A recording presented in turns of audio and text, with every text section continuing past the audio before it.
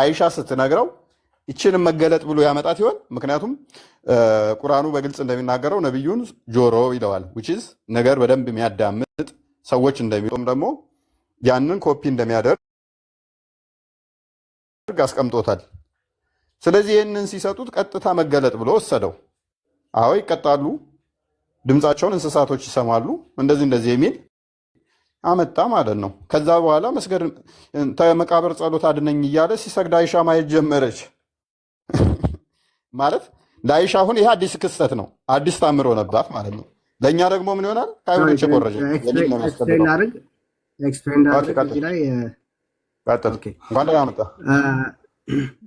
በእስልምና ማለት ነው። ነቢያችን ሰለላሁ ዐለይሂ ወሰለም ይመጣላቸው ዋህይ በሁለት መልኩ ነው። አንደኛው ቁርአን ነው፣ ሁለተኛው ደግሞ ሐዲስ ነው። በቁርአን በኩል ሲሆን ጅብሪል ራሱ መጥቶ በሚመጣበት መልኩ መጥቶ ያስተምራቸዋል፣ ይይዙታል እና ዳይሬክትሊ ከጅብሪል ነው የሚወስዱት የሚማሩት ማለት ነው። ምክንያቱም አቀራር አለው፣ አነባብ አለው፣ ዘቤ ያለው። አላህ Subhanahu Wa Ta'ala ጅብሪል መጥቶ ሲያስተምርህ አድምጥና ከዛ በኋላ እሱ እንዳለው አድርገህ አንብብ ይላቸዋል። ሐዲስ በተመለከተ ግን አላህ Subhanahu Wa Ta'ala በሚሰጣቸው ጥበብ ነው የሚናገሩት። ስለዚህ እንኳንስ ሐዲስ ቀርቶ ቁርአንም እኮ አላህ Subhanahu Wa Ta'ala አታውቅም ነበረ ግን አሳወቅንህ ይላቸዋል። ማ ኩንተ ተድሪ መል ኪታብ ወለል ኢማን፣ ኪታብም ሆነ ኢማን አታውቅም ነበረ አሳወቅንህ ይላቸዋል አላህ Subhanahu Wa Ta'ala። ስለዚህ ማንኛውም ቁርአን በአጠቃላይ በ23 ዓመት እያለ የተቆራረጠ ነው የመጣላቸው። ስለዚህ ሙሉ ቁርአን በአንድ ጊዜ እኮ ዱብ አላለላቸው። ስለዚህ እሳቸው የሚያውቁት በዕለቱና በጊዜው የመጣላቸው እውቀት ነው።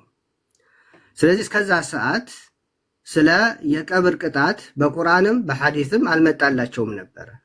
አላህ Subhanahu Wa Ta'ala ወህዩ አላወረደላቸው ነበር። እና አይሁዶች ደግሞ አህለል ኪታብ ናቸው። እኛ እንደ ሙስሊሞች አይሁዶችና ክርስቲያኖች አህለል ኪታብ ስለሆኑ ከእስልምና በፊት ወይ ደግሞ ከነብዩ ሰለላሁ ዐለይሂ ወሰለም በፊት መጽሐፍት ተቀብለዋል ብለን ስለምናምን እዛ መጽሐፎቻቸው ላይ ያልተበረዙ ከነብዮቻቸው የወረሷቸው ትክክል የሆኑ አስተምሮች አሉ ብለን እናምናለን። የተበረዘ ቢሆንም በብዙ ሴንትራል የሆነ ዋናው እምነቶች ቢዛቡም መጽሐፍ ውስጥ እውነታዎች አሉ። ስለዚህ እነዛ አይሁዶች ይሄ ሐዲስ ብቻ አይደለም፣ ብዙ ጊዜ የአይሁዶች መጥተው ይጠይቃሉ። ሲጠይቋቸው ነብዩ ሰለላሁ ዐለይሂ ወሰለም ጥያቄው በሰዓቱ ከመጠየቃቸው በፊት ምንም አያውቁም ነበር ስለዛ ጉዳይ። በዛ ጥያቄ ምክንያት መልእክቱ ከአላህ ይመጣላቸዋል። ከዛ በኋላ ትክክለኛውን ነገር ይናገራሉ። እና ይሄ ምንም የሚያስገርም ነገር አይደለም። በፊት እነዛ ሴቶች አምጥተው መናገራቸውና ነብያችን ሰለላሁ ከዛ በፊት ስለዛ ጉዳይ አለማወቃቸው ይሄ እንከን አይደለም። ምክንያቱም ሸሪዓው የወረደው ቀስ በቀስ እያለ ነው። በአንድ ጊዜ ዱብ አላለም። የእስልምና አስተምሮች በአንድ ጊዜ ዱብ አላሉ።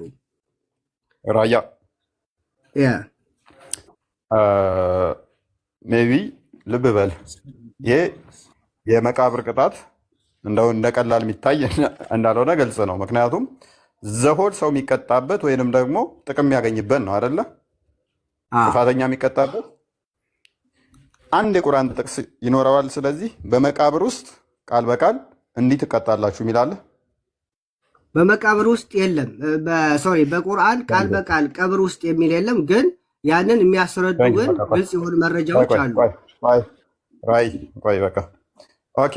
በመቃብር ውስጥ ይሄንን የሚያስረዳ በትክክል መቃብር ውስጥ በሚል ቃል የለም። ቀብር ውስጥ በሚል ያገላለጽ ሳይሆን ግን ያንን የሚያስረዱ መረጃዎች ግን አሉ። አንዴ እሱ ደግሞ እንዴት እንደሚጋጭ አሳያለሁኝ፣ አውቀዋለሁኝ። ኤኒዌይስ በመቃብር ትቀጣላችሁ፣ መቃብር ውስጥ ገብታችሁ ትቀጣላችሁ የሚል ጥቅስ አንድም የለም በቁርአን ውስጥ። ልብ በሉ፣ አንድ ጥቅስ የለም። ሐዲሱም የመጣው ደግሞ እንደነገርኳችሁ አይሁዶች፣ ሁለት ሴቶች አይሁዶች አይሻ ጋር መጥተው ሰዎች በመቃብር ውስጥ ይቀጣሉ ብለው ሲሉ አይሻ ሰማች። ይሄንን ሰማችና ደግሞ ደስተኛ አልሆነችም፣ እየዋሹ ነው ብላለች። ለሙሐመድ ስንነግረው ግን እሱ ደግሞ ምን አለ? አይ እየዋሹ አይደለም፣ ይሄ እውነተኛ መገለጥ ነው፣ እንትን ነው፣ እውነት ነው። ሰዎች በመቃብር ውስጥ ይቀጣሉ። ድምፃቸውን ግን የሚሰማው እንስሳቶች ናቸው ድምፃቸውን የሚሰሙት አለ እዛው። ኦኬ ይሄ መገለጥ ሆነ። እንለፈው አንደኛውን ስቴፕ። አሁን ራያ ሰው ሲሞት ነፍሱ ወደ ነው የምትሄደው? ነፍሱ መጀመሪያ ወደ ሰማይ ታርጋለች፣ ሙስሊም ከሆነ አማኝ ከሆነ። ከዛ በኋላ እስከ ሰባቱ ሰማያት ትሄዳለች፣ በር እየተከፈተላት አማኝ ከሆነች ማለት ነው። ከዛ ወደ ምድር ትመለሳለች፣ ወደ ቀብሯ ላይ ትሆናለች። ደዋ ምሰራ ስለሆንክ መረጃ ይኖርሃል ብዬ አንተን ጫን እልሃለሁ። ከአሁን በኋላ የምናወራው በመረጃ ይሆናል ማለት ነው። እስኪ ማስረጃ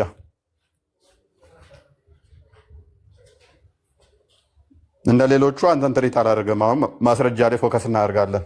ቁርአንና ሐዲስ እየጠቀስክ እንቀጥላለን ማለት ነው።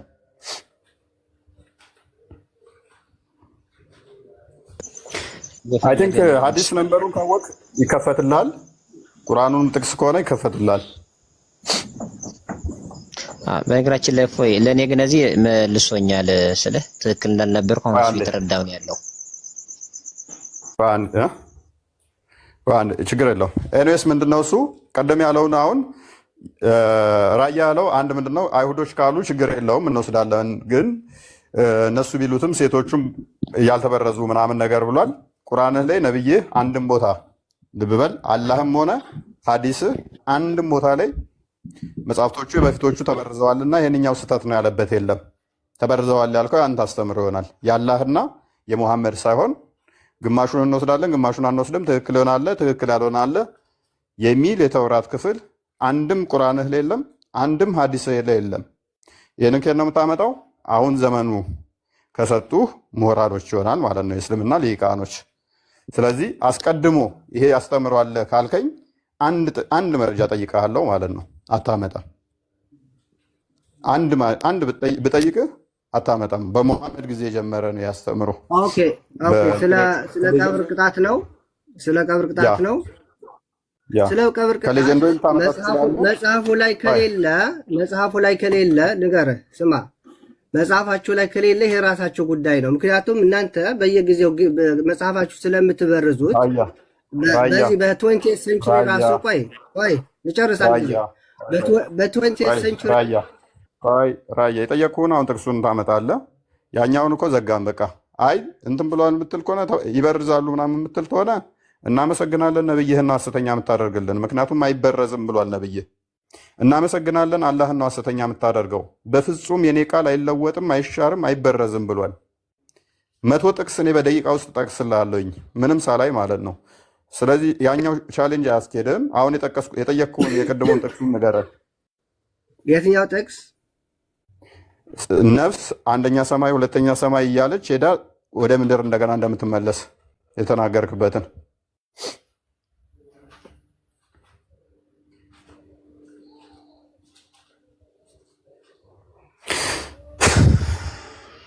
ማማዬ ሰላም ነው?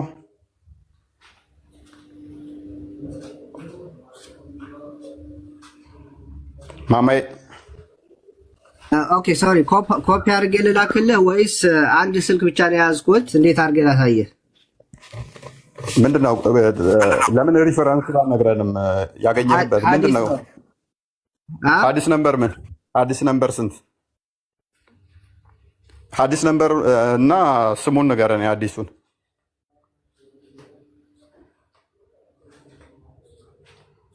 የሐዲሱን ነምበር ንገረን። የሐዲሱን ስም ንገረን። ግቡ ቻሌንጅ አድርጉኝ ነው።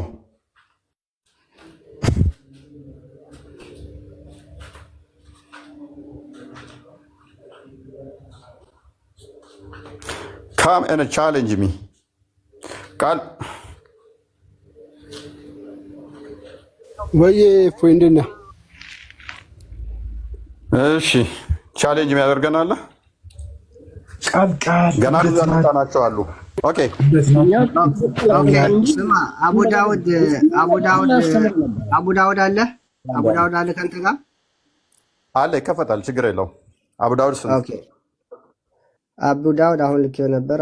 ኦኬ ለምሲ አዲስ ነምበሩን ንገረው፣ አዲስ ነምበሩን ንገረው። ኦኬ አቡ ዳውድ 754 ስንት? 4754 4000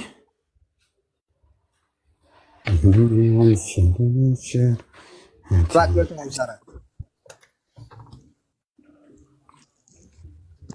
حديث ወይ ደግሞ حديث البراء بن عازب حديث البراء بن عازب يا ዘጋቢ البراء بن عازب ይባላል። ችግር የለውም። 4000 ስንት ነው ያልከው? 750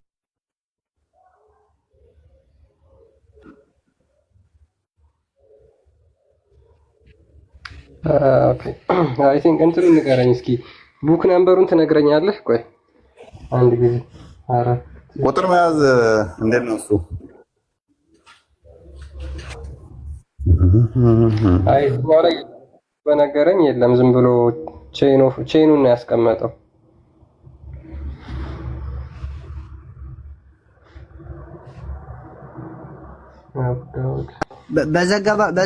በዘጋቢው ስም ታገኘዋለህ።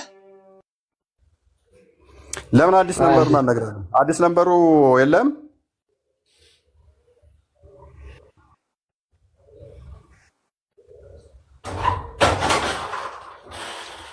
አዲስ ነምበሩን ብትነግረን እኮ እናወጣለን ነበር።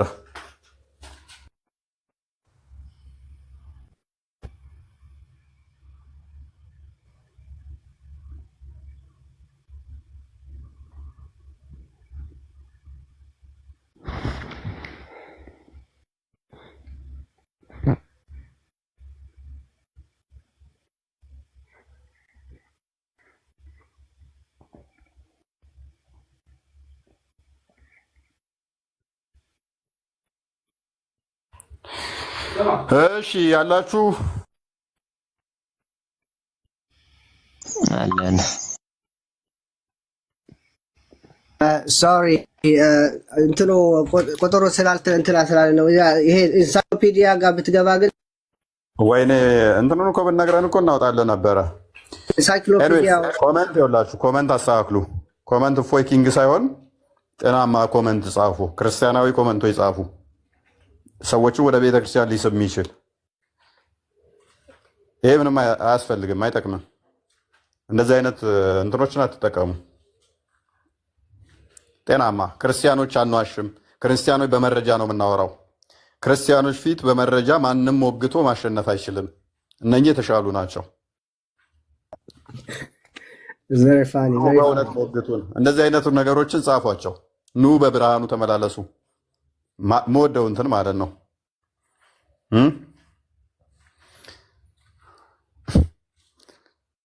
ገና ምንም አልነካ ነው። ይሄን ቶፒክ ባይዞ ገና ምንም አልነካ ነው። ምንም መረጃ ያባከን ነው ነገር የለም። እንጂ የለፋ ነው በእናትህ ምን ብድር አልሰጥም እንጂ ብዙ ልናብራራልን እንችላለን ወንድሜ።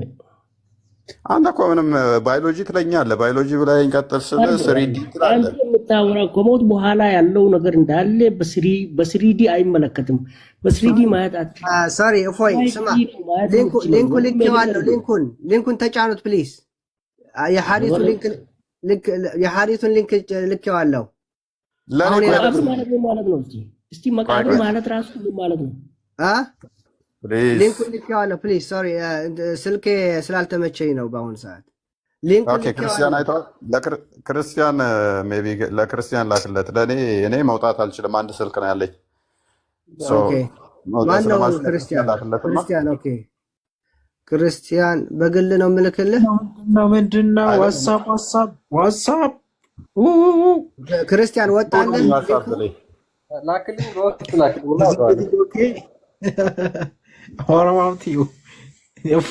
እሽቂ ረባሽ ነው። እሽቂ በቃ እሽቂ እንደሆነ እዚህ ታሳዝኑኛላችሁ እኮ እንደሆነ ተው ግድላችሁ። አንድ ፊክራ መጣልኝ ደግሞ ዛሬ እንትና ጋር እያወራን ነበረ። አንድ ፊክራ ደግሞ መጣልኝ። ገብቶሃል? መጽሐፍን ሳገላብጥ እናንተ ለምን ትስል የአህለል ኪታቦች የመጽሐፍ ባለቤቶች በራሳቸው መጽሐፍ ይፍረዱ ይላል። ቴንኪው እስሬ ብትኖር ጨብጥ ነበረ። ሱራ 5:47 ላይ ነው። የፈለግከውን ጥቅስ ጥቀስ። በዚህ ጋር በሰከንድ ውስጥ መልስልሃለሁ። እና ምን እንትን አልኩኝ። በቃ ይሄ ከሰማይ የመጣ ነው። የነሱም ይሄን ከሰሩ የጀነት ይገባሉ። እኛም ጋር መልካም ከሰሩ ችግራችሁ እናንተ ሙስሊሞች ገነት ይገባሉ አትሉ ማለት ነው ችግሩ። ለነገሩ እዚህኞቹ እሽቂ ይኸውልህ ሱራ 5:47 ላይ የመጽሐፉ ባለቤቶች በመጽሐፉ የእንጅል ባለቤቶች በእንጅል ይፍረዱ ካለ በኋላ ስንት ላይ ቆይ ሱራ ምዕራፍ 5 ምዕራፍ 5 ማይዳ ላይ ነው። እሺ ማይዳ ላይ ስንት ቁጥሩን ንገረኝ። ቁጥሩን አላውቀውም ሶሪ 47 ላይ ከ41 ጀምረህ አንብበው። ከ41 እስከ 49 አንብበው እስከ 50 ልክ ነው። እዛ አካባቢ እስከ 45 ድረስ ግን መቶ ምን አልመሰለኝ 147 ነው። አራኔ አስታወስኩት። ግን መቶ ጨምርባት። እሺ 147 ያው ለሁሉንም ጥቅስ እነግርሃለሁ። እኔ ነገርኩ እኮ የፈለግከውን ጥቀስ። በዚህ ጋር በሰከንድ ማይክሮ ሰከንዱ ባልሞላ ውስጥ ጥቅሱን እነግርሃለሁ እኔ። ሱራ 5 ከ41 እስከ 45 ድረስ ስለ ተውራት ነው የሚያወራው። ከ46 እስከ 47 ደግሞ ስለ ኤንጅል ነው የሚያወራው። ከ48 እስከ 50 ደግሞ ስለ ቁርአን ነው የሚያወራው። ሱራ 5 ላይ ይሄን ይመስላል። ሱራ 5 ላይ ከፈለክ ልድገም። አሁንም 66ኛውን እስከ 68ኛው አያ አንብበው። ስሩበት ይላል። 110ንም አንብበው። ይሄንኑ ይደግምልሃል። የፈለከውን ጥቅስ በሰከንድ ምን መሰለህ ሰው ከሰራ መልካም። እነዚህ ሰዎች የትንሣኤ ቀን ያምናሉ። የትንሣኤ ቀን እኔ ጋር አንድ ሰው ወይም ደግሞ ለገነት ብቁ ነው ብዬ ማምነው በአላህ ወይም ደግሞ በእግዚአብሔር ማመን፣ አላህ ወይም በእግዚአብሔር ማመን፣ የትንሣኤ ቀን መነሳት ማመን። ቆይ ዝም በል አንተ ራስህ መቃብር ውስጥ ልትቀጣ ነው እያልኩህ እኮ ነው። ከዱርህ እንዳልመጣ ከመቃብር ቅጣት እኔ ላድንህ ነው። አልፈና ወደኛ አሰማም እንዴ? መቃብር ቅጣት የለም። ይሄ ኩራፋት ነው። ይሄ ዝም ብሎ ከአዘርባጃን መጥቶ የጻፈው ነው። ተው ለካ አዲስ ለካ አትቀበልም አንተ ደግሞ ችግሩ በሽተኛ ነህ እንዴ?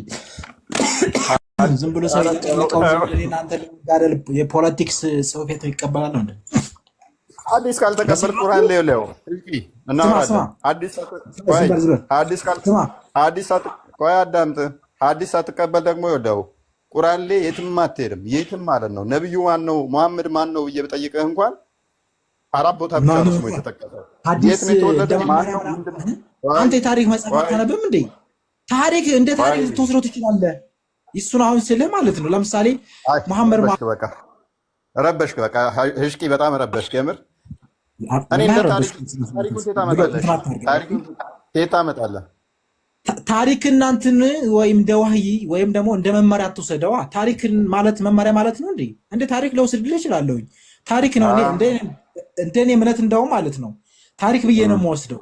ያው ስማ፣ በዛን ሰዓት የነበረው አመራርና ወይም ደግሞ ፖለቲካው ማለት ነው በአንድ የመሰብሰብና ወይም ደግሞ የእንትን ነበረ። ለዛ ስለነበረ በሰዓቱ የሚያገለግሉ የሆኑ እንትኖች ተፈብርከዋል ብዬ ስለማምን ያው እንግዲህ ግማሾቹ ደግሞ ልክ ነብዩ እንጂ ሌላ ሰው አይናገራቸው የምትላቸው እንትኖች ቁርአን የሚገጥም ምናምን ከሆኑ ችግር የለም። ኢትስ ኦኬ። አሁን እሽቂ እየረበሽከን ነው። እሽቂ ዝም ብሎ እንትን ከሆነ እሽቂ ረፍ በቃ ሚውት አድርግ ያለው ምክንያቱም ያንተ አቋም አሁን ለብቻህ ነው። ራስን የቻለ አቋም ነው። እሽቂ ምንድነው እሱ ክርስቲያኖችም ገነት ይገባሉ ብሎ የሚያምነው ክርስቲያኖችም አይጠየቁም ብሎ የሚያምነው ሐዲስ አይቀበልም፣ ቁርአን ብቻ የሚቀበል እና ይሄ ደግሞ አስቸጋሪ ነው ማለት አንተ ጋር እንትን ማድረግ ፍሬያማ አያደርገኝም። ምክንያቱም ከስር ያለው ኦዲየንስ አንተን ሙስሊሙ ዚስማች አንተ የምትወክለው አይኖርም ማለት ነው። ሙስሊሞቹን አድሬስ ካላደረግኩ ደግሞ እኔ ምን ይጠቅመኛል? በግሌ ደውለህልኝ ብጨቃጨቅ ነው የሚሻለኝ ከአንተ ጋር። ሌላው ጋር ተደራሽ አልሆንማ። እሺ በውስጥ አውራኝ። እሺ ፎሎ አድርገኝ። እሺ እኔ ፎሎ አላደርግም። የት ላይ ነክ እንትን ሚስቴ ትቆጣኛለች። ለምን እኔን ሳታደርግ ሌላውን አደረግ ትለኛለች። አንተ እኔም አልተመቸኝ ሆኖ ድር ገባሁ አትራት። እሺ ከሁሴን ጋር ላውራ እንዴ? እሺ መልካም። ኧረ ሊወጣ ነው። እኔ እኔ እዚህ ሳያችሁ ተሸክፋችሁ እዚህ ጋር እንደው 1700 ድሃ እዚህ ሰብስበው ምን እየሰራ ነው? መቃብር ቅጣት እንዳትቀጣ እኔ ደርሼልሃለሁኝ። አሁን ማይክ ካነሳ የምትለኝን ስለማቅ አውርጄ ያለኝ እና ወደ ክርስትና እንድመጣ ጋብዛለኝ። ደውልልኝ፣ አውራኝ፣ በውስጥ ቴክስት አድርግልኝ።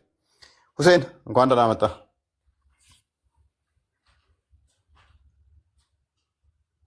ይሰማለኝ? ክርስቲያን ይሰማል?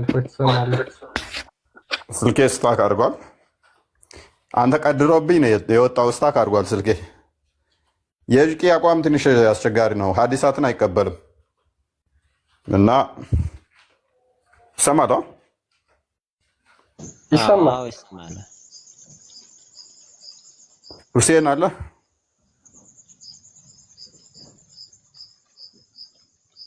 ስታክ ሆኗል ስልኬ። ለማንኛውም እስኪ ቆይ አንዴ ወጥቼ እመለሳለሁ። ወይ ክርስቲያን ቀጥል።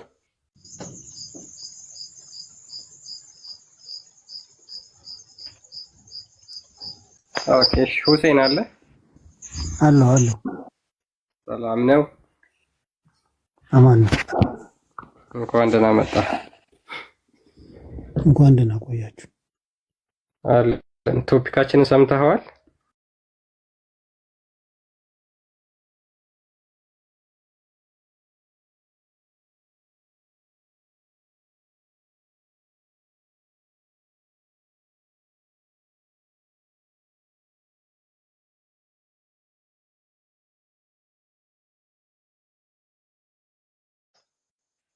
ይሰማል። በእስልምና ሰው ሲሞት ወዴት ነው የሚሄደው?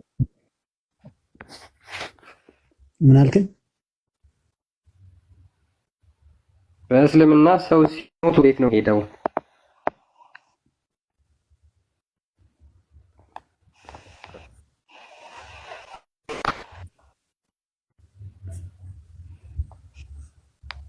አይሰማም? የእኔ ቃል አጎቴ ይሰማል? የእኔ ድምፅ ትሰማለህ? ክርስቲያን ሜይ ቢ የሽንቷን አንድ ያውጣት እስኪ። እንትና ክርስቲያን ሰው ሽንት ልትነካ ተብሎ ምናምን ሲቀጣ አስበዋል። ሌሊት ቁርአንን አልቀድራህም ተብሎ በመቃብሩ ሲቀጣ ሲሰቃይ፣ እዚሁ ላይ የምጠይቃችሁ ምንድን ነው? እሱ ያልተቀበረ ሰው የተቀበረ ሰውዬ መቃብሩ ጨፍልቆ ሁለቱ ግድግዳ መጥቶ ተጣብቆ ያጣብቀዋል። እሺ ያልተቀበረው ሰውዬ ማይቀበሩ አሉ። ለምሳሌ እነሱስ እንዴት ነው የሚሰቃዩት? የተቃጠሉት ሰዎች ውሃ ውስጥ ሰምጠው የሞቱስ? አውሬ የበላቸውስ እንስሳቶች የመቃብር ቅጣት ስለማገኛቸው እነሱ እድለኛ ናቸው ማለት አንችልም። ምክንያቱም የመቃብር ቅጣት አያገኛቸውም እነሱን። መልስ ልሰጥህ ብዬ እምቢ አልከኝ። እንግዲህ እስኪ ስጠኝ። ያልተቀበሩ ሰዎችም እንዴት ነው እሱ የሚቀጡት መቃብር ውስጥ? በቅድሚያ መቃብር ማለት ምን ማለት ነው? በእስልምና መቃብር ማለት አንተ የምታየው መሬት ጎድጓድ ተቆፍሮ የምትቀበርበት ነው ብለህ ካመንክ ይሄ ሲሪዲ አመለካከት ነው የምልህ እኔ። በፋይፍዲ አመለካከት ይሄ ሳይሆን መቃብር ማለት ማስረጃ። ምክንያቱም መቃብር ውስጥ ነው የሚለው ውስጥ።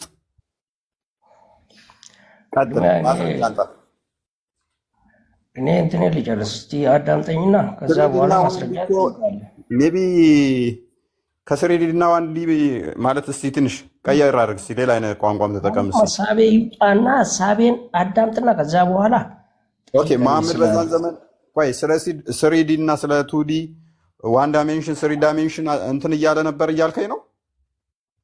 መሐመድ ከ1460 ዓመት በፊት እኮ በሱ ምክንያት የተጻፈውን እኮ ነው አሁን ሳይንስ እያገኘ ያለው።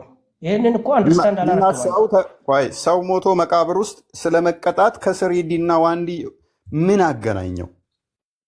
ሲያገናኝና እኔ በቃ ስቱፒድ ነኝ እንበል፣ እኔ መሀይም ነኝ አልገባኝም። ለኦዲየንስ ውስጥ እንዲገባቸው ስሪዲ እና ዋንዲ መቃብር ውስጥ ገብቶ ሬሳ መገረፍ፣ መጣበቅ፣ መመታት ምን አገናኘው? አንተ መቃብር ብለህ የምታምነው ይሄ ተቆፍሮ ሰው የምገባበት መሬት ነው አንተ የምታውቀው። ይሄ አይደለም መቃብር ማለት። ማስረጃ።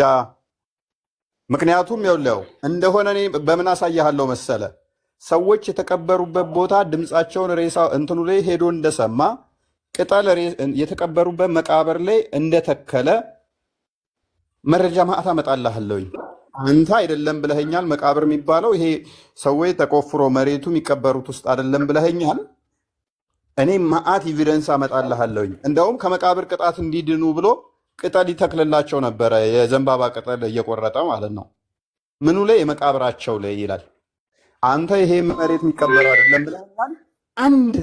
አንድ ብዙ አይደለም የምፈልገው፣ አንድ ራሱ ዳኢፍ አዲስ ዳኢፍ አይደለም መኡዱ ይኸው ከፍ ላድርግህ። መውዱ አዲስ አታመጣም። ላወራኸው ፋብሪኬትድ የሆነ ሀዲስ አታመጣም። ዳኢፍ አይደለም፣ ሳሂህ አይደለም የጠየኩ፣ ሐሰን አይደለም የጠየኩ፣ ዳኢፍ አይደለም የጠየኩ። መኡዱ የሆነ አዲስ አምጣልኝ። አታመጣም። ምክንያቱም ያወራኸው ከራስህ ተረት ተረት ነው። እኔ ግን በቃኝ እስከምትል ድረስ ማስረጃ እሰጥሃለሁ። ላወራሁት ሳሂህ የሆኑ ብቻ ማለት ነው። ቱ ከማል ተመለስ። ወይኔ እናንተ ክርስቲያን አረባም ስሙን አንብበው እስቲ። ቱ ከማል ስቱዲዮ እኮ ነው የሚለው። ስሪዲ ሲለኝ እኔ መች ገባኝ። ስቱዲዮ እየዋለ ነው ለካ። እያስተዋወቀ ነው እዚህ። ወይኔ ቱ ከማል ስቱዲዮ ምንድነው? ዋንዲ ይለኛል።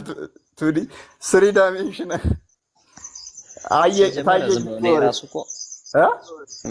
መጣ መሰለኝ መጣ ሳትቦጭቀው መጣብህ። መኡዱ አዲስ አንጣልኝ። ይኸውልህ ከማል መኡዱ የሆነ ዳኢፍ አይደለም ያልኩህ፣ ከዳኢፍም የወረደ አዲስ አንጣልኝ ለተናገርከው።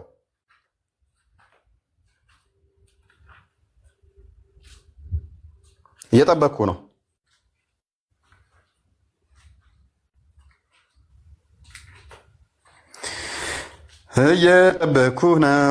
እየጠበኩ ነው። ዝም ብለህ ሲጀመር ቅድም እኔ እንደዚህ ስለ ቀብር እንደዚህ ምናምን ጅምር ስታደርግልኝ እንዳልኩህ በእኔ በደን መብስ እንደዚህ መመለስ አልችልም ምናምን ስልህ፣ በነገራችን ላይ አንተ የምጠይቃቸው ጥያቄዎች ቀደም ብዬ ማስባቸው ነው። እኔ ወዲያው ያኔ ስለ ቀብር አንዱ እጁ እንደዚህ ይጣበቃል የጥሩ እንደዚህ ሲል ጭንቅላት ይመጣልኝ። በታሪክ የሚወሩ አሉ። አሁን ተቀብረው መሬት አልቀበራቸው ያሉ ሰዎች፣ ባህር ላይ የሚሞት አለ። አሁን ደግሞ በዘመናዊ ደግሞ ጠፈር ላይ እንኳን ሄዶ ሊሞት ይችላል። እንግዲህ ምድር ላይ ያላረፈው ሁላ። ስለዚህ ይሄ ምንድነው? መጀመሪያ የመጣል ጥያቄ ለኔ ይሄ ነው። ስለዚህ ለዛ ነው ልወቅ ልጠይቅና እመልስልሃለሁ ያልኩት። አሁን ብዙ ሰው ቃል አቅም ማለት ሽንፈት አድርጎታል። አንተ አራዳ ነህ። መረጃ ማታመጣበት ነገር ከሆነ ሰውየው በየትኛውም ቦታ ቅርቃር ውስጥ የሚከት ከሆነ መጋጋጥ አይጠበቅብህም። አላቅም ካለ አላቅም ነው በቃ። አላቅም ማለት ሰነፍ ነህ ማለት አይደለም። አላቅም ማለት አንድ ነገር ሰነፍ ነህ ማለት አይደለም። ለሁሉም ሰው አላቀውን ዝም ብሎ ቀባጥሮ ነገ መልሱ ሌላ ሆኖ ከምታፍርበት አላቅም ብለህ ነገ መልሱን ይዘህ መምጣት ወይንም ደግሞ ሌላው ሲመልስ አይተህ መማር በጣም ብልህነት ነው። ነገር ግን ሳታቅ የሚያስጠላው ፓርት ነው እንደሆነ ታውቃለህ። አለማወቅህ ዝም ብለህ ልስት ትችላለህ። ተሳስተህ ልትናገር ትችላለህ።